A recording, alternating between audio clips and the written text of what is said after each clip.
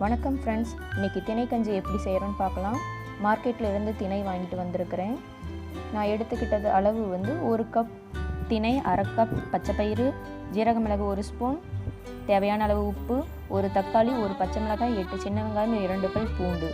திணையையும் பச்சைப்பயிரையும் 4-5 times நல்லா wash பண்ணி 1/2 an hour ஊற வச்சு எடுத்துக்கோங்க. ஸ்டவ் ஆன் பண்ணிவிட்டு அதில் குக்கர் வச்சு 1 கப் திணைக்கு 7 கப் வாட்டருங்கிற மாதிரி மெஷர்மெண்ட்டில் எடுத்துக்கோங்க. இதில் ஊற வச்ச திணையையும் ஊற வச்ச பச்சை பயிரையும் சேர்த்துக்கிட்டு அதில் பொடி பொடியாக நறுக்கின சின்ன வெங்காயம், தக்காளி, பச்சை மிளகாய், பூண்டு, ஜீரக மிளகு 1 ஸ்பூன்,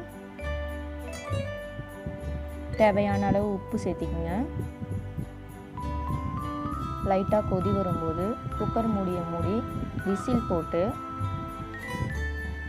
அடுப்பை ஃபுல் ஃப்ளேமில் வச்சு 5 விசில் விட்டுக்கலாம்.